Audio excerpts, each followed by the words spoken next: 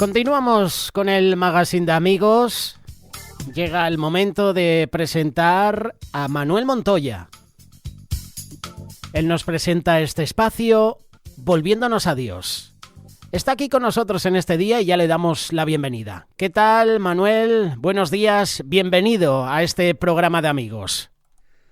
Muy buenos días, José. Muy buenos días a todos nuestros amigos oyentes. Un martes más estamos aquí para poder compartir acerca de la palabra de Dios, temas estimulantes, temas que nos edifican.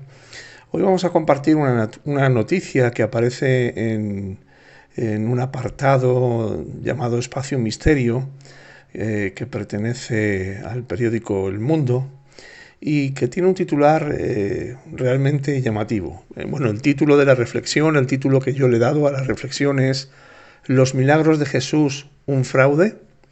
¿Y por qué este título? Pues porque el artículo dice lo siguiente en su titular: Los milagros de Jesús a la luz de la ciencia. Un análisis crítico de los evangelios nos permite descubrir que los milagros atribuidos al Hijo de Dios pueden ser perfectamente explicados por la ciencia. Después el artículo se desarrolla, yo voy a leer solamente una pequeña porción de él, y dice: fue a mediados del siglo XVIII cuando surgió en Alemania la primera corriente racionalista acerca de la figura de Jesús de Nazaret, que hasta entonces había sido interpretada casi exclusivamente desde el ámbito religioso y de la fe, y que bautizaba como búsqueda del Jesús histórico.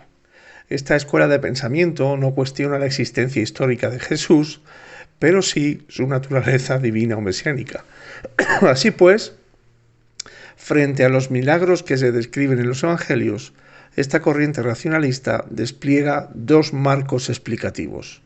El primero es la que interpreta estos prodigios como simples metáforas simbólicas para ensalzar la figura de Jesús, y una segunda que dice que, aceptando su realidad histórica, pues intenta buscar una explicación no sobrenatural a los hechos de Jesús. Ahora, entre los milagros protagonizados por Jesús, destacan aquellos que se refieren a un dominio sobre la naturaleza, como la capacidad para calmar la tempestad o la transubstanciación o conversión de una materia en otra, dice el artículo. Después el artículo pone ejemplos de determinados milagros, que yo ya no voy a leer, pero sí hacer una referencia a ellos. Pone ejemplos de determinados milagros que se describen en los evangelios, como por ejemplo la conversión del agua en vino, o la multiplicación de los panes y los peces, o Jesús caminando sobre las aguas, entre otros, y da una explicación práctica o una explicación natural a dichos milagros. Los expertos a los que el artículo da voz para explicar los milagros de Jesús de forma terrenal son Antonio Piñeiro, catedrático de Filología Neotestamentaria y una de las máximas autoridades en el estudio de la figura de Jesús, y, sorpresivamente, un sacerdote católico llamado John P. Mayer. Un sacerdote negando los milagros sobrenaturales de Jesús, pues resulta cuando menos llamativo, ¿no creéis? Ahora, ¿es cierto lo que dicen estos dos expertos y otros expertos más a los que el artículo hace referencia? ¿Tienen los milagros de Jesús una explicación natural y por tanto son un fraude? ¿Qué podemos decir al respecto los creyentes? Bueno, basándome en otro artículo de una página de internet cristiana llamada God the Question, podemos decir lo siguiente: se deben tomar literalmente los milagros que se encuentran en la Biblia y se deben tomar como sobrenaturales. La respuesta que da este artículo es sí. Los milagros en la Biblia deben tomarse literalmente. Toda escritura debe tomarse literalmente, excepto aquellas porciones donde claramente se presentan como simbólicas. Un ejemplo de este simbolismo lo encontramos en el Salmo 17:8. No somos literalmente la niña de los ojos de Dios, ni Dios tiene literalmente alas.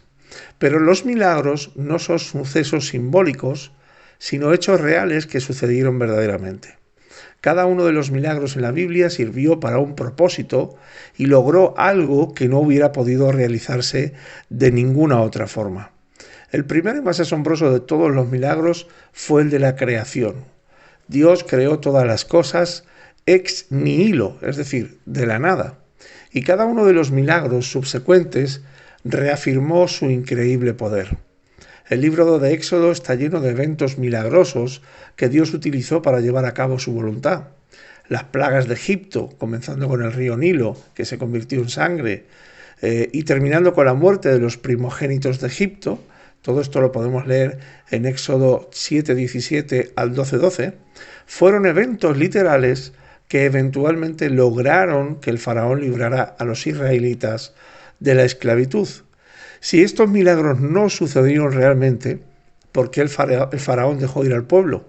Y si la muerte de los primogénitos nunca sucedió, entonces Dios no pasó por Egipto esa noche, ni hubo razón alguna para que los israelitas aplicaran la sangre del cordero en los dinteles de sus puertas.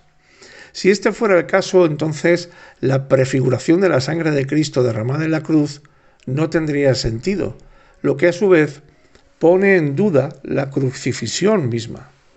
Una vez que comencemos a poner en duda la realidad de cualquier milagro, debemos descartar también todo lo que dice la Biblia como resultado de ese milagro, lo que al final de cuentas pone en dudas o pondría en dudas toda la Escritura. Ahora, en el Nuevo Testamento, Jesús también realizó numerosos milagros, comenzando con el de las bodas de Caná, donde se convirtió el agua en vino. Probablemente el milagro más espectacular fue el resucitar a Lázaro después de haber estado muerto por 4 días. Todos los milagros que Jesús hizo fueron para probar que verdaderamente Él era quien decía ser, el Hijo de Dios. Por tanto, eran milagros sobrenaturales. Cuando Jesús calmó la tormenta en Mateo 8, aun sus discípulos quedaron asombrados. Si los milagros de Jesús no fueran reales y no fueran sobrenaturales, entonces las narraciones del Evangelio acerca de las sanidades que hizo Jesús fueron solamente historias agradables y esas personas siguieron sufriendo por sus enfermedades, poniendo en duda la compasión de Jesús. Si realmente Él no alimentó a miles de personas con unos pocos panes y peces, esa gente siguió hambrienta y la palabra de Jesús, cuando dice de cierto os digo, que me buscáis no porque habéis visto las señales, sino porque comisteis el pan y os saciasteis, entonces no tiene ningún sentido esas palabras. Pero Jesús sí los sanó a aquellos enfermos. Él sí creó alimentos para miles de personas. Él sí convirtió el agua en vino y Él sí levantó a Lázaro de entre los muertos. Juan 2:23 nos dice que muchos creyeron en Él a causa de los milagros sobrenaturales que Él hacía. Todos los milagros tuvieron un propósito: probar que no hay nadie como Dios, que Él tiene completo control de la creación y que si Él puede hacer todos estos hechos milagrosos, entonces no hay nada en nuestras vidas que Él no pueda solucionar. Él quiere que confiemos en Él y que sepamos que Él puede hacer milagros también en nuestras vidas hoy.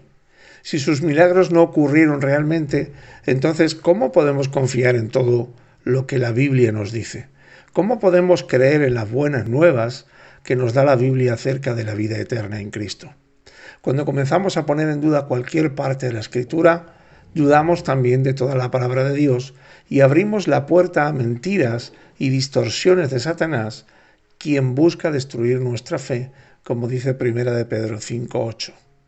Concluimos entonces que la Biblia sí debe ser leída y entendida literalmente, incluyendo la narrativa de los milagros, los cuales debemos recibir como sobrenaturales. Así que, para despedirme, solamente quiero decirte algo. Creamos a la palabra de Dios. Creamos en las obras milagrosas de Jesús. Creamos al Señor y vivamos la fe en el Hijo de Dios, Jesucristo el Señor. Esto es todo por hoy. Muchas gracias por vuestro tiempo y nos vemos en un próximo programa. Encuentre este y otros podcasts de nuestra programación en radiosolidaria.com.